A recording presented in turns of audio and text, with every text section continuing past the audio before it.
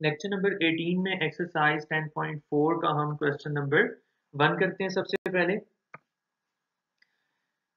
इन triangle PAB आपको given है कि PQ is perpendicular on to PB and PA is equal to PB। तो यहाँ पे हम नोट कर लेते हैं कि सिंस ये जो लाइन है PQ ये परपेंडिकुलर है AB लाइन के ऊपर, देयरफॉर ये एंगल 90 डिग्रीज होगा।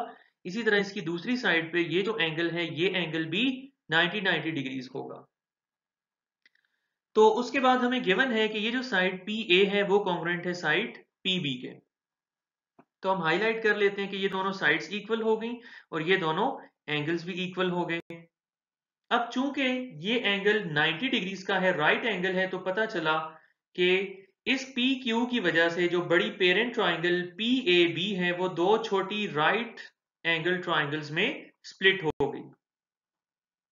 फिर आगे लिखा हुआ है कि prove that AQ is congruent to BQ, यानी आपने इस Q को प्रूव करना है। ये मिड पॉइंट है AB का, आपने प्रूव करके दिखाना है कि AQ is congruent to BQ।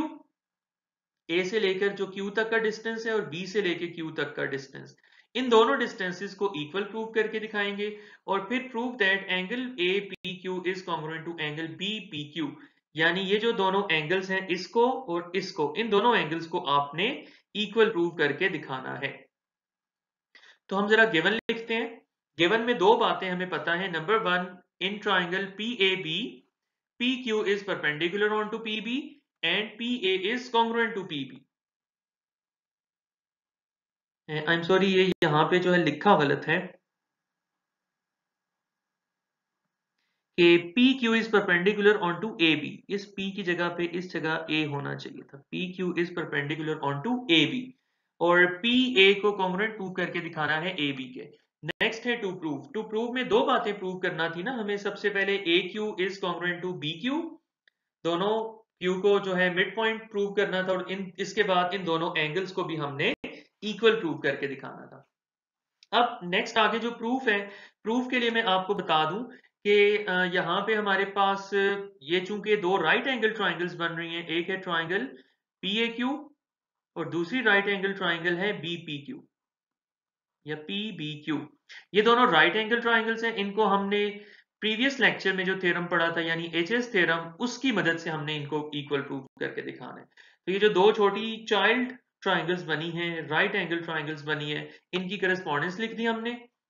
Consider correspondence between triangle APQ and BPQ।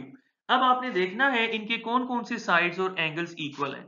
तो HS थ्योरम के मुताबिक इन राइट एंगल ट्राइंगल्स की हाइपोटेन्यूज और कोई एक साइड यानी या परपेंडिकुलर या बेस अगर इक्वल होगी तो हाइपोटेन्यूज और किसी एक साइड इक्वल होने के बायस ये ट्राइंगल्स भी इक्वल हो जाएंगी। तो हम जरा देखते हैं कि हमें ये हाइपोटेन्यूज 90 के ऑपोजिट PA इक्वल गिवन है PB के, मतलब दोनों का हाइपोटेन्यूज इक्वल हो गया। और उसके बाद दोनों का ये जो परपेंडिकुलर है ये कॉमन है। PQ is the common perpendicular between these two triangles. तो ये एक साइड भी इक्वल हो गई और ये एंगल 90 था, ये बात हम जानते हैं, हमें गिवन था। तो HS थ्योरम के मुताबिक दोनों ट्राइंगल्स कॉन्ग्रुएंट हो जाएंगी। इन बातों को यहाँ पे हम लिख देते हैं कि हमें गिवन था PA कॉन्ग्रुएंट है PB के, और ये भी हमें गिवन था कि पॉइंट Q पे दोनों साइडों पे बनने वाले एंगल्स 90 डिग्रीज के हैं परपेंडिकुलर होने की वजह से। और हमें नजर आया from figure PQ is the common perpendicular. तो अब ये आपके पास जो है H है, ये एक साइड है, ठीक है, और ये एंगल है। आपके माइंड में रीजन लिखते वक्त ये भी आ सकता है कि ये एक साइड है, ये एंगल है और ये एक साइड है। तो ये साइड एंगल साइड बना या ASS बना, तो this is not the case.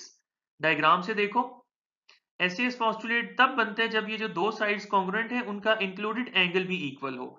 अब देखो एक साइड जो है वो ये है हमारे पास PA, ठीक है, दूसरी साइड ये है PQ। इनके दरमियान में आने वाला एंगल तो इसको इक्वल होना चाहिए था ना, लेकिन वो इक्वल नहीं है, बल्कि ये वाला साइड पे, एक साइड पे जाके अलहदा से एंगल है वो इक्वल है। तो याद रखना, this is not SS postulate, this is HS theorem. तो HS थ्योरम के मुताबिक हाइपोटेन्यूज और किसी एक साइड इक्वल होने के बायस राइट एंगल ट्राइंगल्स एक दूसरे के कॉन्ग्रुएंट हो जाती हैं और कॉन्ग्रुएंट ट्राइंगल्स की करस्पॉन्डिंग साइड्स इक्वल होती हैं। सो फर्स्ट और लास्ट लेटर को मिलाने से जो साइड बनती है वो इधर मौजूद फर्स्ट और लास्ट लेटर को मिलाने वाली साइड के इक्वल हुई, यानी AQ congruent to BQ, because we know that corresponding sides of congruent triangles are also congruent।